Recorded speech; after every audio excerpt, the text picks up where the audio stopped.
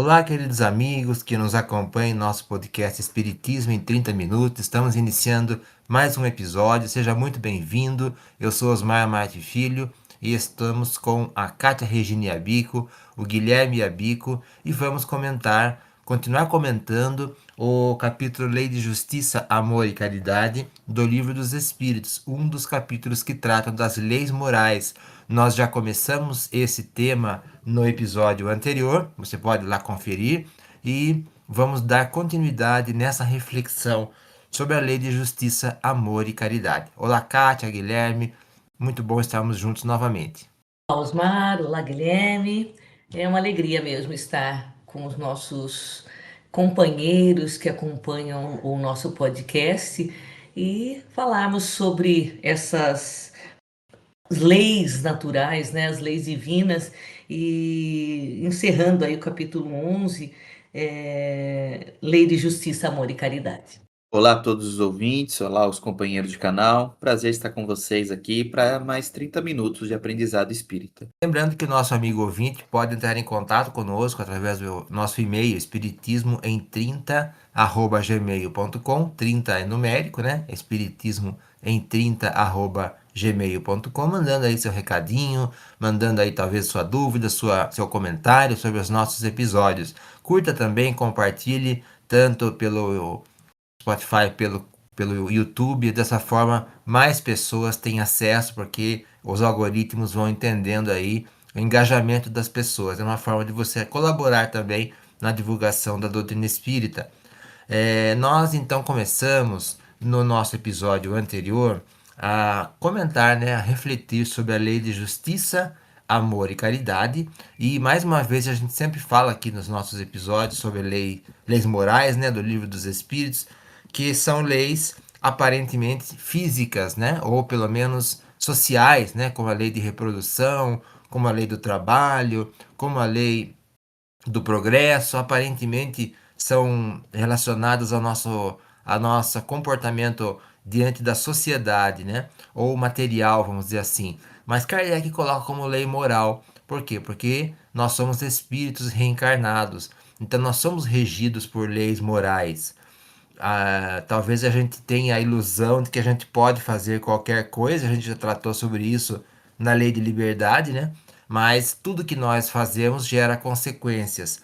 Então, a doutrina espírita, ela não é uma religião de obrigações e de proibições. Ela é uma doutrina, né, de tríplice aspecto, ciência, filosofia e consequências morais e religiosas, que nos dá liberdade com responsabilidade sobre os nossos atos, porque Deus criou assim a nossa realidade, né? Liberdade com responsabilidade. Nós não terceirizamos para alguém ou para outra crença, ou para uma crença, para uma filosofia, aquilo que a gente pode ou não fazer. Nós assumimos a responsabilidade sobre os nossos atos porque Deus criou assim, né? Jesus nos fala isso, né? A cada um é dado segundo suas obras. E temos uma grande referência que é Jesus, que é o ensino de Jesus, são os exemplos de Jesus. Então, isso nos baseia, nos dá referência, né? O que melhor, qual a melhor atitude a ser tomada? Aquela que estiver mais alinhada aos ensinos de Jesus. Por isso, as leis morais no Livro dos Espíritos, né? E a lei de justiça, amor e caridade, a gente comentou no episódio anterior, talvez também seja motivo de grande discussão nas sociedades como um todo, né, no planeta inteiro e desde sempre, a reclamação com a justiça, né? O que aparentemente é justo para um pode não ser justo para outro, né? E o Kardec vai realmente tentar entender, né, como se pode definir justiça. E os espíritos dizem: a justiça consiste no respeito aos direitos de cada um. O que determina esses direitos? São determinados por duas coisas: a lei humana e a lei natural.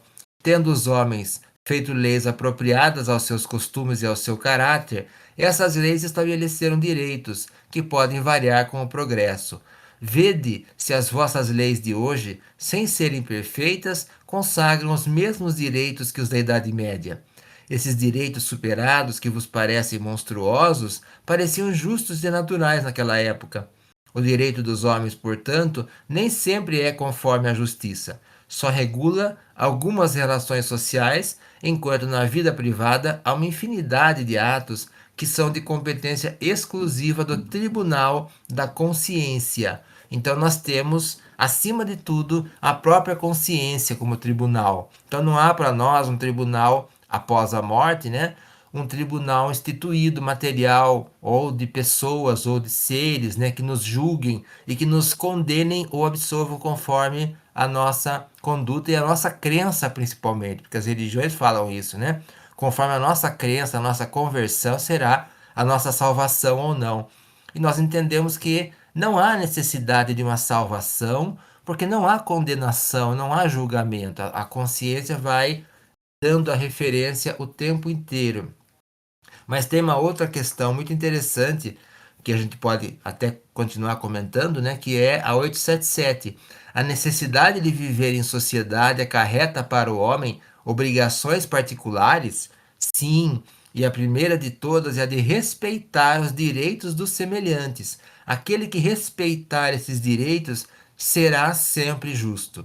No vosso mundo, onde tantos homens não praticam a lei de justiça, cada um usa de represálias, e vem daí a perturbação e a confusão da vossa sociedade. A vida social dá direitos e impõe deveres recíprocos. Talvez a gente esteja esquecendo um pouco isso, que nós temos direitos, mas nós temos deveres recíprocos. Nós precisamos respeitar o próximo, assim como gostaríamos que fôssemos respeitados. Até porque, pela lei de causa e efeito, se eu não respeitar, também não serei respeitado. Então é um tratado de relacionamento social, né? A doutrina espírita como um todo, um tratado de escolhas e consequências, e uma referência muito grande do que fazer, do que melhor fazer, que escolhas nós devemos ter. Então viver em sociedade acarreta responsabilidades, obrigações de respeitar o próximo. Na verdade, né, Osmar, nós precisamos refletir o que estamos fazendo aqui, como seres encarnados, né? Eh, Nós viemos nos relacionar e nos relacionar em várias instituições, né? Primeiramente na família e depois levando isso para a sociedade. De qualquer maneira, o que nós estamos aprimorando em nós, são os sentimentos, né?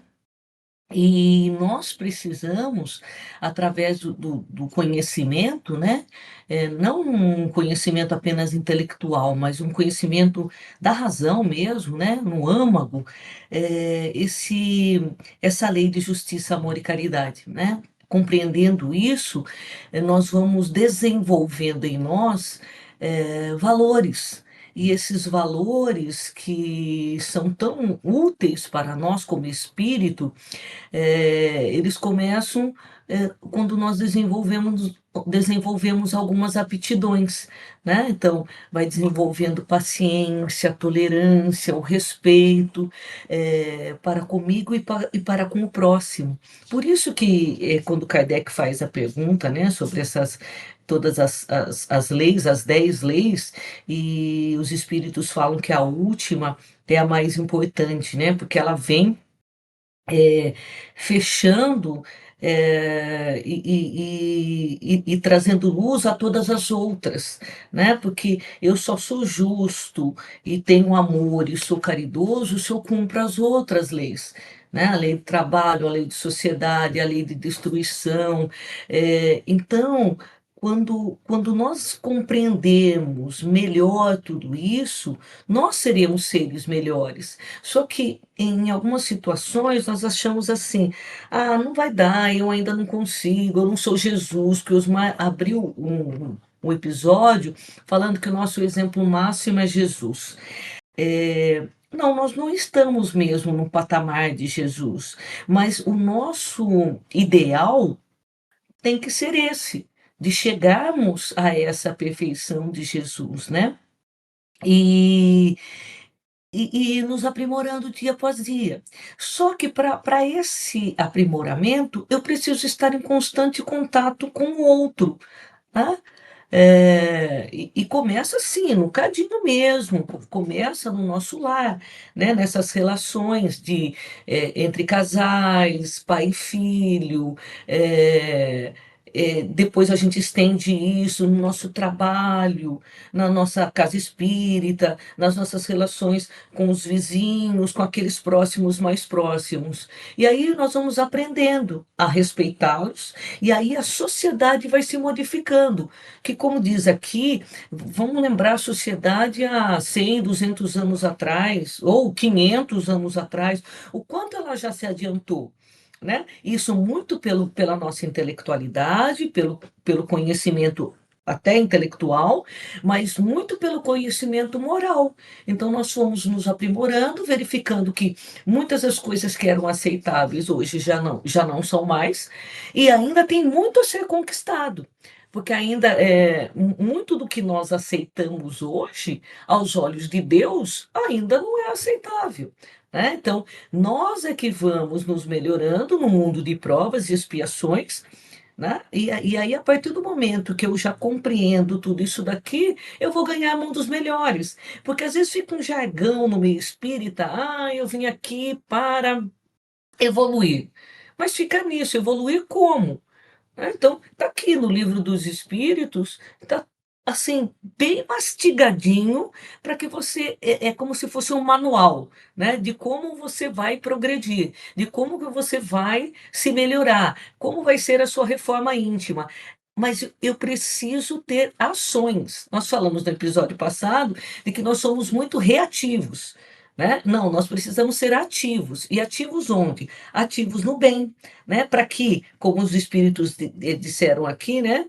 É, muitos homens, né, no vosso mundo não praticam a lei de justiça. Cada um usa de represálias e vem daí a perturbação e a confusão da vossa sociedade. A vida social dá direitos e impõe deveres recíprocos.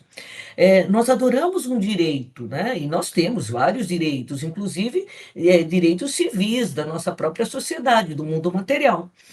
E temos também do nosso mundo material, temos também os deveres. E com relação à moral, nós temos vários deveres, nós somos responsáveis pelas nossas ações.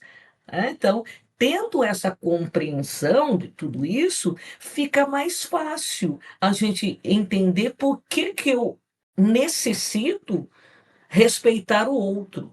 Não é? Não é só o respeito para comigo. Primeiramente, eu me respeito e respeito o outro. E isso ainda numa compreensão nossa muito limitada. Né? A gente não entende ainda toda essa lei na sua plenitude.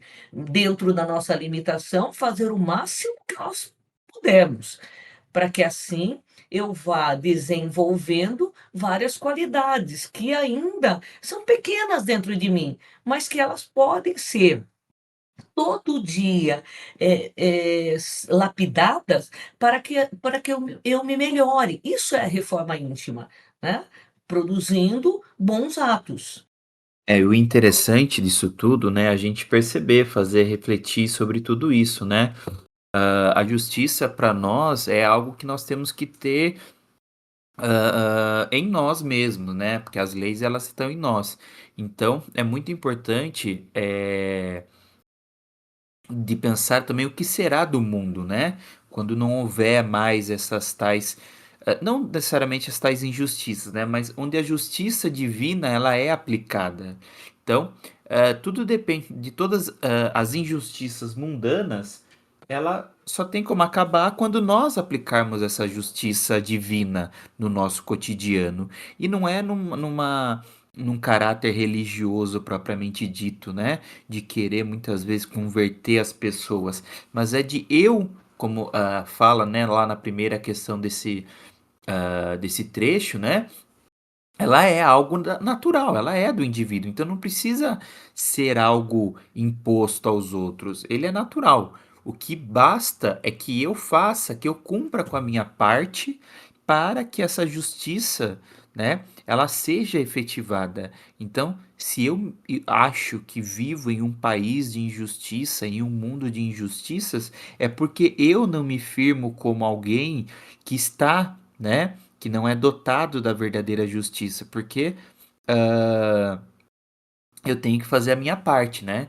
Então, como ele coloca, né, lá na questão 879, que o verdadeiro justo é aquele que pratica o amor ao próximo e a caridade. Então, se eu estou vamos dizer assim, de certa forma, a desvalorizar ou muitas vezes a reprimir, né, qualquer ato que seja, eu tenho que estar pensando também como eu faço isso. Então, para que eu possa praticar essa verdadeira justiça, eu tenho que saber como praticá-la. É isso que é o mais importante também. E aí, inclusive, na questão 878, né? Qual seria o limite para o nosso direito, né? Podendo o homem iludir-se quanto à extensão do seu direito, o que pode fazer para que ele conheça seus limites? Então, nosso limite, nosso direito tem limites ou ele é ilimitado, né? Os limites do direito que reconhece para o seu semelhante em relação a ele, na mesma circunstância e de maneira recíproca.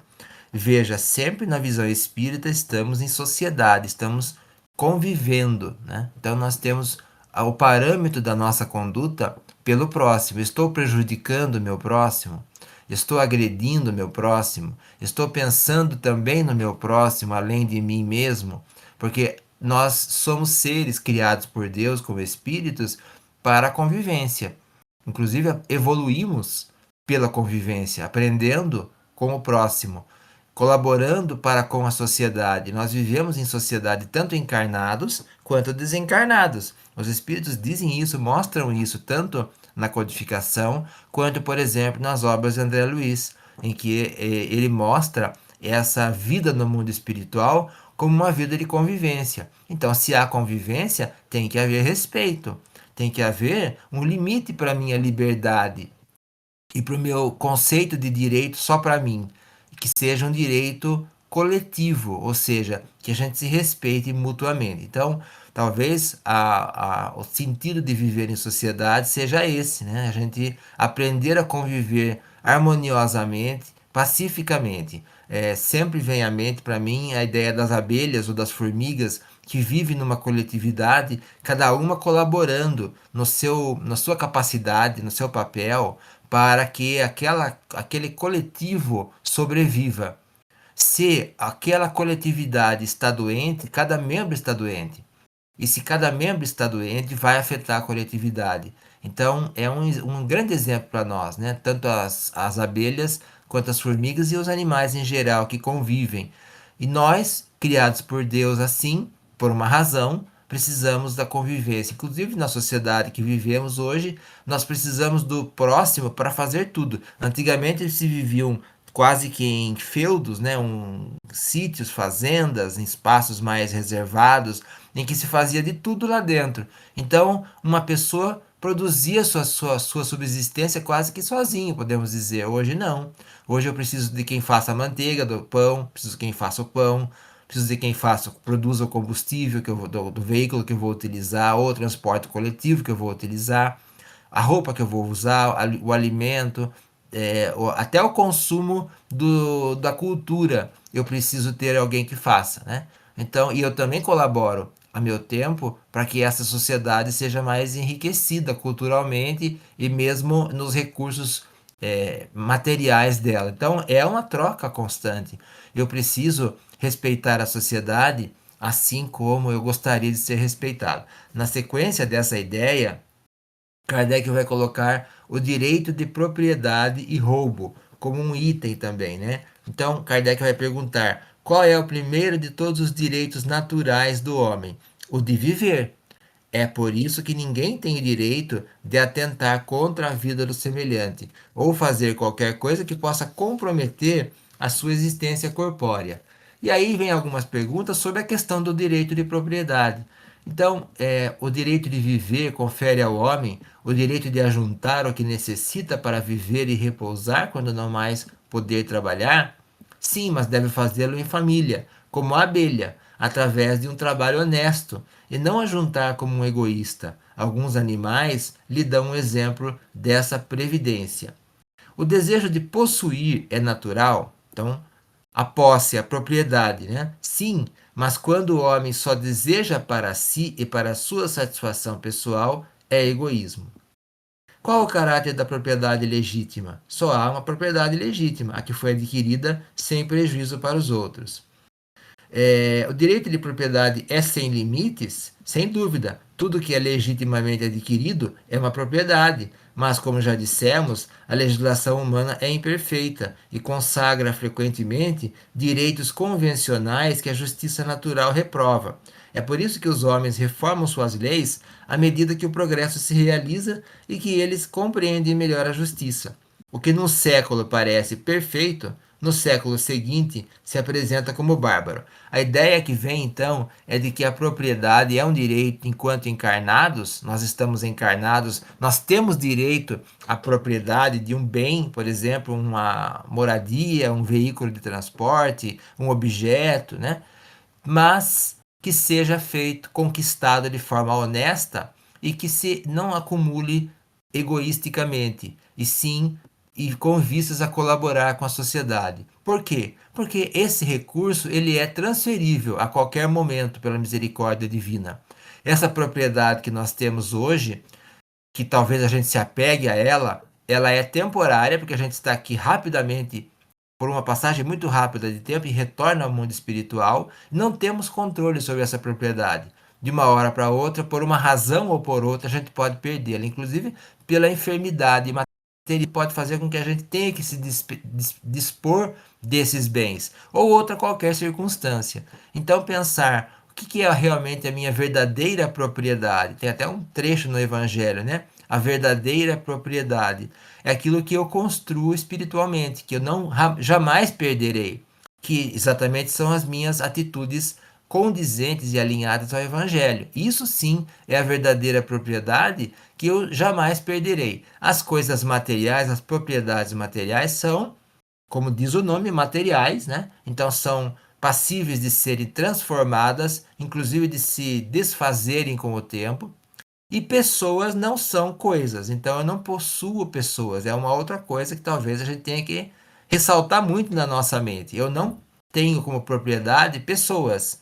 Pessoas não são coisas que eu devo me apegar a elas como coisas, né? E ter propriedade sobre elas. Pessoas são espíritos livres.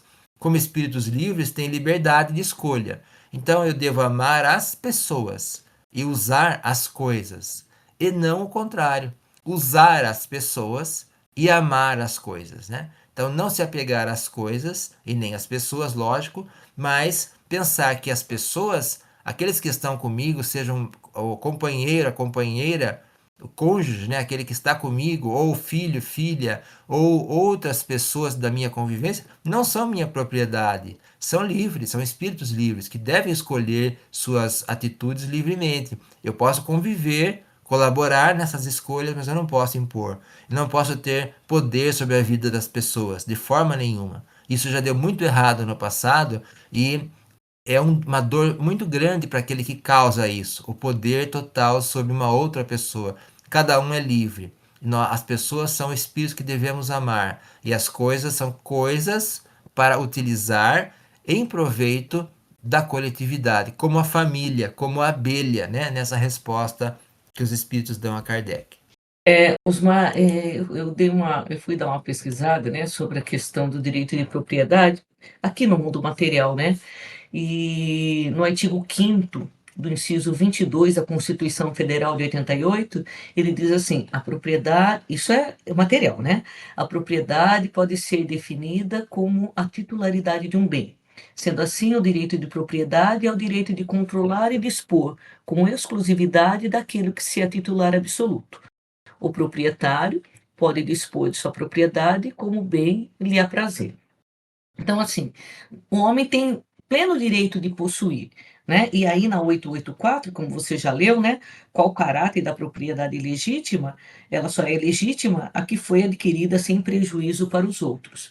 Então, assim, no suor do seu trabalho, você conquistou um bem. Né? Desde que você fez isso de forma honesta, isso é um direito. Só que, é o que você disse, Osmar, o bem terreno, ele é transitório. Assim como hoje você tem, amanhã você pode não tê-lo mais, né? E pessoas, então, um bem material, um objeto, né? Agora, pessoas, não, né? E pessoas, nós não temos o direito sobre uma pessoa.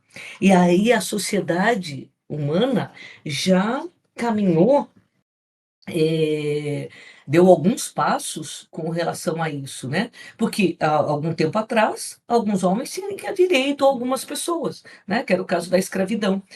Hoje, nós não temos, nós já temos leis, né, que controlam tudo isso, mas nós hoje precisamos ter algumas leis, como algumas medidas protetivas para a mulher, por exemplo.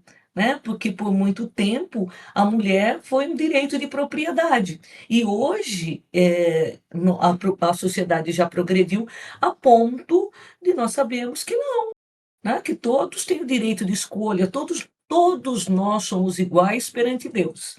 Né? Então, a questão de gênero, ela existe por uma escolha nossa no plano espiritual, mas como espírito nós somos todos iguais. Então, aqui no planeta Terra, nós estamos começando a compreender, né, através de leis humanas que precisam controlar tudo isso, que nós somos todos iguais, né? E temos o mesmo direito, inclusive o direito de escolha, né? E que não somos propriedade.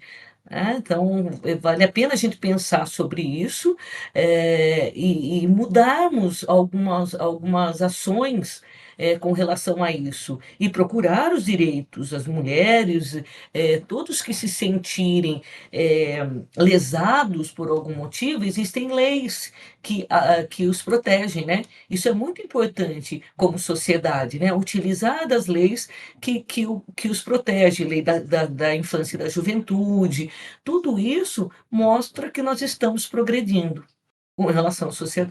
É muito interessante observar como o Espiritismo é uma grande referência para nós de conduta.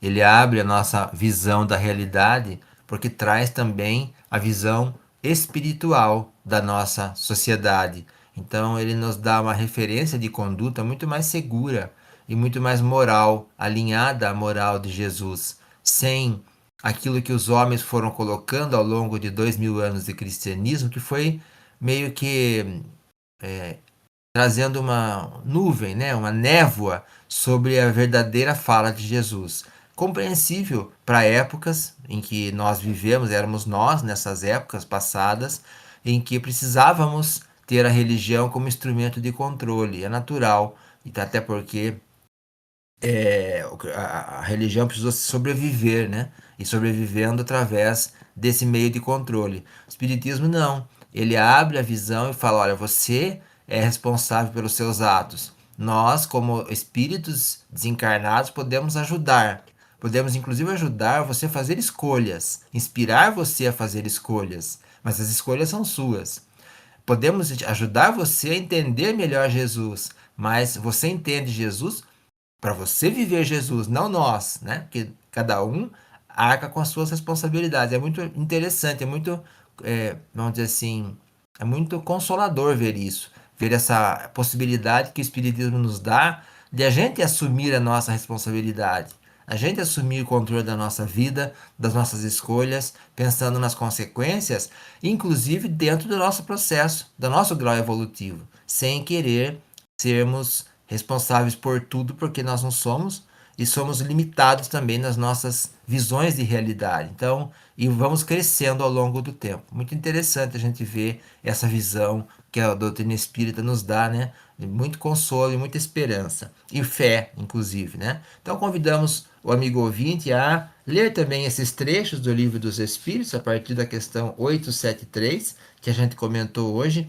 E o próximo episódio, muito interessante também, vamos falar sobre caridade e amor ao próximo. Então, qual é o verdadeiro sentido da palavra caridade. A gente fala muito nisso nessa questão, né? Na questão 886. Vamos comentar bastante no nosso próximo episódio. Convido você a estar conosco, a acompanhar nossos episódios, compartilhando também aí com seus amigos, nos seus grupos de WhatsApp, as pessoas que você acha que possam se beneficiar, né, e aceitar esta nossa mensagem. Inscreva-se no nosso canal no YouTube. Se quiser, mande um e-mail para nós no espiritismoem30@gmail.com. Por hora ficamos por aqui. Quero agradecer muito a sua audiência e também a companhia tão importante e agradável sempre da Kátia Yabico, do Guilherme Yabico. Fiquem na paz de Jesus. Até nossos próximos episódios.